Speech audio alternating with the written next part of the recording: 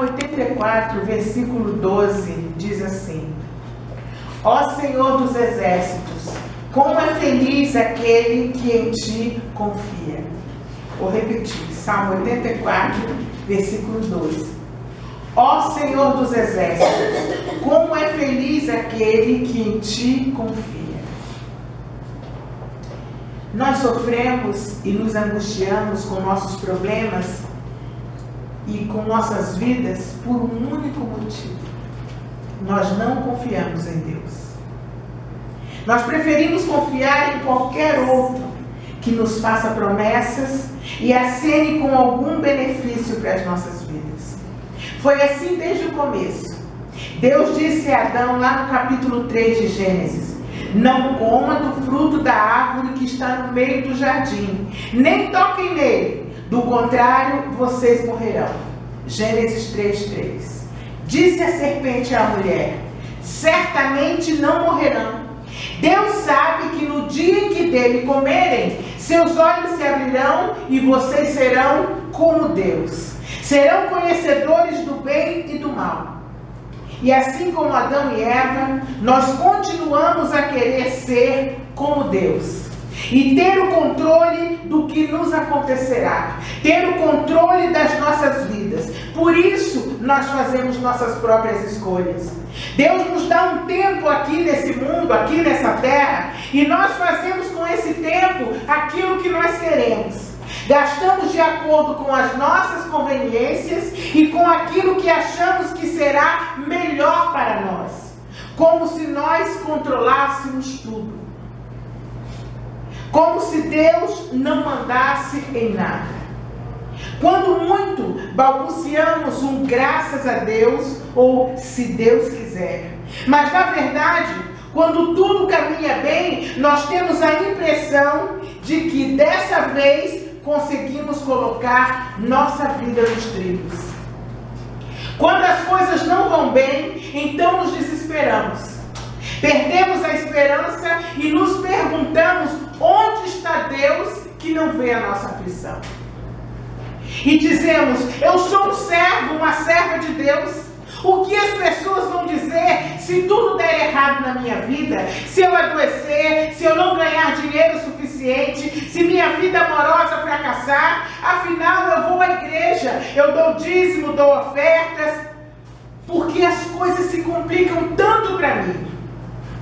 E por fim, eu conheço a Jesus. Então eu deveria ter paz e alegria e também sabedoria para tomar as decisões certas da minha vida.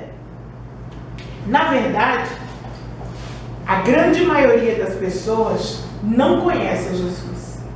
Se olharmos na Bíblia, veremos que Jesus tinha 12 discípulos que andavam com ele e uma multidão de seguidores. Mas ele só se mostrou como ele é a 3 dos seus discípulos. Vamos ler Marcos capítulo 9, versículos 2 e seguintes. Diz assim: Jesus tomou consigo Pedro, Tiago e João, 3, e os levou a um alto monte, onde ficaram a sós, e ali ele foi transfigurado diante deles. Suas roupas se tornaram brancas, de um branco resplandecente, como nenhum lavandeiro no mundo seria capaz de branqueá-las. Apenas 3 pessoas e uma multidão seguia Jesus. Vamos ver Marcos capítulo 8, versículo 1 e seguinte, diz assim: naqueles dias, outra vez reuniu-se uma grande multidão. Visto que não tinham nada para comer, Jesus chamou os seus discípulos e disse-lhes: tenha compaixão dessa multidão. Já faz 3 dias que eles estão comigo e nada têm para comer. Aquela multidão é a mesma dos dias de hoje. Quantos vão às igrejas? Uma multidão. E as pessoas vão ali para ver Jesus operar milagres em suas vidas e na vida dos outros. Na passagem que acabamos de ler, ou melhor, no capítulo anterior, Jesus havia curado um surdo e gago que mal podia falar. Hoje, a multidão quer a mesma coisa, quer cura, quer pão para comer e quer ver milagres. Mas poucos são os que desejam realmente ter um relacionamento profundo com Deus. Apesar de Jesus ter dito: buscai primeiro o reino de Deus e sua justiça, e todas as outras coisas vos serão acrescentadas. As pessoas dizem que seguem a Jesus, mas na verdade elas buscam apenas solução para os seus problemas terrenos. Querem cura, emprego, pão, querem encontrar alguém para não ficarem sozinhas. Essa é a mesma multidão que comprimia Jesus. Em Marcos 3,9 está escrito: por causa da multidão, ele disse aos discípulos que lhe preparassem um pequeno barco para evitar que o comprimissem. Ele havia curado a muitos, de modo que os doentes se jogavam em cima dele para conseguir tocar nele e ficarem curados. Não queriam ouvir o que Jesus tinha a dizer, e muito menos largar tudo para se tornar discípulo dele. Eles só queriam tocar em Jesus para serem curados de suas enfermidades. As pessoas ficam no meio da multidão achando que conhecem a Jesus. E a maioria das pessoas que seguem a multidão nem sabe muito bem por que está ali. Na Bíblia, grande parte das pessoas que Jesus encontrava no meio da multidão não tem nome. Qual é o nome do endemoniado de Gadara? Qual o nome do surdo e gago que Jesus curou em Decápolis? Qual é o nome do homem de seu filho que o pai levou para ser liberto pelos discípulos e eles não conseguiram? Como se chamava o jovem rico? Como se chamavam os 10 leprosos que foram curados enquanto iam pelo caminho? E o paralítico de Cafarnaum? E qual o nome dos cegos e do mudo que Jesus curou? Qual o nome da mulher do fluxo de sangue? Esses e todos os outros que receberam o milagre de Jesus nos 4 evangelhos, qual o nome deles? Jesus falava à multidão por parábolas, exatamente para que não compreendessem. Mas aos discípulos ele explicava o significado de cada uma delas. Mateus 13,3 diz assim: Jesus falou muitas coisas por parábolas. E o versículo 10: os discípulos aproximaram-se de Jesus e perguntaram: mestre, por que falas ao povo por parábolas? Jesus então respondeu: a vocês foi dado o conhecimento dos mistérios do reino dos céus, mas a eles não. Versículo 14: porque ainda que estejam sempre ouvindo, nunca entenderão. Versículo 15: pois o coração desse povo se tornou insensível. Se assim não fosse, poderiam ver com os olhos, ouvir com os ouvidos, entender com o coração e converter-se. Então eu os curaria. Como assim? Jesus não curava todos na multidão? Veja o que está escrito em Lucas 4,40. O povo trouxe a Jesus todos os que tinham vários tipos de doenças, e ele os curou, impondo as mãos sobre cada um deles. Jesus curava o corpo das pessoas na multidão. Mas lá em Mateus 13, Jesus está falando da cura da alma. Se nós dermos ouvido a Ele e nos convertermos, Ele cura a nossa alma. Com a alma curada, então conheceremos a vida abundante que Ele disse que tem para cada um de nós. Ele disse: eis que vos dou vida e vida com abundância. E Jesus disse: eis que vos dou vida e vida em abundância. Mas aos discípulos ele explicava o significado de cada uma das palavras. Na multidão não sabiam quem era Jesus. E até hoje muitas pessoas vão como uma multidão às igrejas, mas a maioria delas não sabe quem é Jesus. Veja o que está escrito em Marcos 8, versículo 27. Jesus e os seus discípulos dirigiram-se para os povoados. No caminho, Jesus lhes perguntou: quem o povo diz que eu sou? E os discípulos responderam: uns dizem que tu és João Batista, outros dizem que tu és Elias, e outros dizem que tu és um dos profetas. A multidão não sabe quem é Jesus. Jesus para eles é um milagreiro. Jesus para eles é alguém que pode resolver os seus problemas terrenos. Então pode ser qualquer um, desde que tenha poderes para solucionar os problemas deles. Pode ser qualquer um. Eles seguiriam a qualquer um. Por isso as pessoas vão a vários lugares buscando solução para os seus problemas. Muitos que estão hoje nas igrejas, amanhã vão a outros templos buscar outros deuses. Mas Jesus não queria apenas saber como a multidão o enxergava. Jesus sabia que quando seguimos a Ele, a Jesus de longe, no meio da multidão, nós não sabemos quem Ele é. Mas Ele continuou e fez uma outra pergunta: e vós? Quem dizeis que sou? E Pedro respondeu: tu és o Cristo, o Filho do Deus vivo. E Jesus disse: isso não foi revelado nem por carne e nem por sangue, mas por meu Pai que está nos céus. A maioria das pessoas quer ter uma revelação de Deus, mas não quer ter um relacionamento verdadeiro com Ele. Quem só busca o que a carne e o sangue necessitam, não pode saber quem é Jesus, porque Ele é Espírito.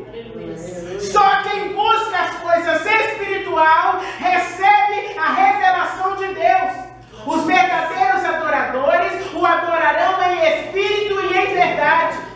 Se você vai à igreja e ora só para Deus te dar emprego, companheiro, companheira, comida, cura física, vida boa, proteção para você e para os seus, você vai continuar a não saber quem é Jesus. Você vai continuar sem conhecê-lo. E mesmo que você saia da multidão e saiba quem é Jesus com o seu intelecto, para que você tenha visão de quem é Jesus, se você quiser que Ele se mostre a você como Ele é, e se você quiser ter a experiência sobrenatural de verdadeiramente conhecê-lo, terá que deixar de ser apenas um seguidor. Você terá que se tornar amigo de Jesus, como Pedro, Tiago e João. Porque Jesus disse: o mundo não me verá, mas vós me vereis. É por isso que as pessoas continuam frustradas quando as coisas não acontecem, porque elas não contam com o sobrenatural de Deus.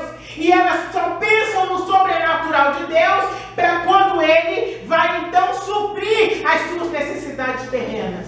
Mas você tem uma alma que foi machucada, que foi magoada. Você tem sentimentos que não foram curados. E é sobre isso que Jesus estava falando. Ele curava o corpo no meio da multidão, mas a sua alma, Ele só cura quando você se aproxima dEle. E mesmo que você saia da multidão e saiba quem é Jesus com seu intelecto, é preciso que você se aproxime mais dele. Jesus não quer uma amizade colorida com você. Jesus quer um relacionamento profundo e verdadeiro. Chegamos ao ponto-chave dessa mensagem. Para nos tornarmos amigos de alguém, nós precisamos de um relacionamento estreito e profundo com a outra pessoa. A amizade é uma relação de confiança mútua. Eu e você não somos amigos de quem não confiamos. Há alguns anos, há quase 5 anos, eu pelejo para ter um relacionamento de amizade com o Rafael e ele comigo.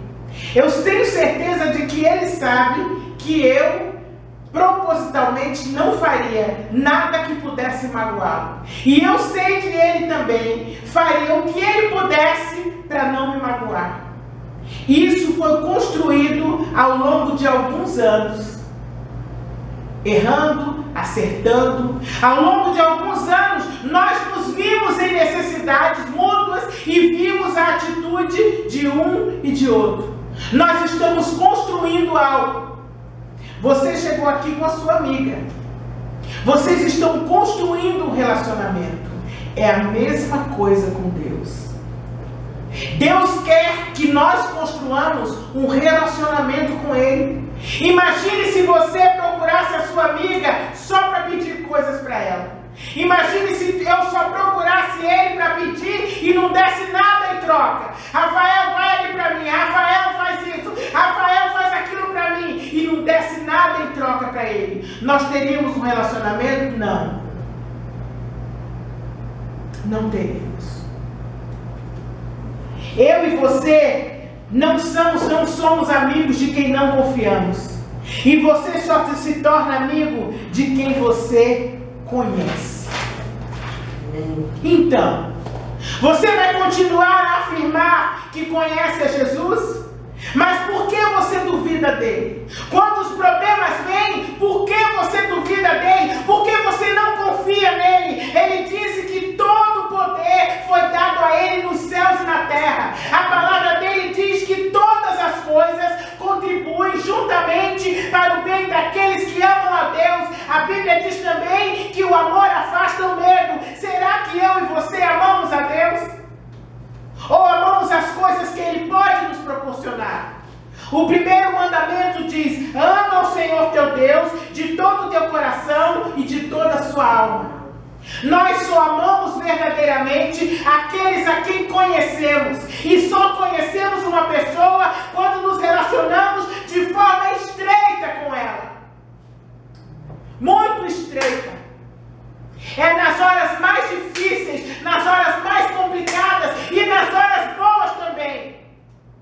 A pior coisa que existe é você não ter com quem dividir as suas alegrias e as suas vitórias. Essa é uma coisa horrível. Como conhecer a Deus? Como desenvolver essa amizade com Deus? Como aprender a confiar nele? Eu comecei a pensar nisso quando eu orei por uma amiga missionária, há mais de 10 anos atrás. Ela passava por um vale profundo. O marido estava do outro lado do mundo, ela aqui, um filho de um lado, outro filho do outro. E ela orou, uma missionária. E Deus usou a minha boca para dizer para essa moça que a queria mais um tempo no campo missionário. E sabem por quê? Porque Deus podia confiar nela e no esposo. E quando eu entreguei essa mensagem para ela, eu fiquei muito sensibilizada com essa declaração de Deus a respeito dessa minha amiga. Mas o que mais me chocou foi o fato de ter me feito uma pergunta: será que Deus pode dizer o mesmo de mim? Eu posso confiar em você. Só 10 anos depois essa resposta veio. E eu descobri que não há nada para mim longe dele. E que meu ministério é ensinar aqueles 3 que quiserem, lendo, estudando a palavra, a fim de se tornarem amigos de Jesus. Como parar de se frustrar e descobrir a vida abundante que Ele tem a oferecer? Foi isso, e isso só é possível quando, após andar em desobediência, a gente se cansa dos nossos próprios caminhos e pede ajuda a Ele para encontrar o caminho da obediência. A maioria dos problemas que acontecem nas nossas vidas são resultado da nossa desobediência. A gente não pergunta a Deus, e quando pergunta a Deus como agir, a gente não espera a resposta, e aí solta: como Deus não respondeu, eu fiz assim. Não adianta culpar ninguém quando as coisas não vão bem na sua vida. Temos que aprender a mergulhar em Deus, a pedir perdão e a recomeçar sempre que necessário. Adão e Eva não fizeram isso. Eles culparam um ao outro e por fim culparam o diabo, e porque não reconheceram o seu erro e a sua desobediência, tiveram que sair da presença de Deus. Mas antes de Jesus vir a esse mundo pela primeira vez, Deus mandou um mensageiro.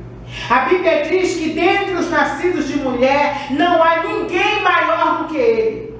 Lá em Marcos 1 está escrito sobre ele. Diz assim: enviarei à tua frente o meu mensageiro. Ele preparará o teu caminho. Voz do que clama no deserto, prepare o caminho do Senhor e faça veredas retas para ele. E foi nessa hora que eu também perguntei sobre o tipo de mensagem que eu tenho entregado às pessoas. Porque todos nós queremos ouvir só bênção. Todos nós queremos receber tapinhas nas costas, dizendo que está tudo bem, que nós vamos todos para o céu, todo mundo vai morar no céu, vai ser tudo bem, vamos no céu, todo mundo vai ser amigo.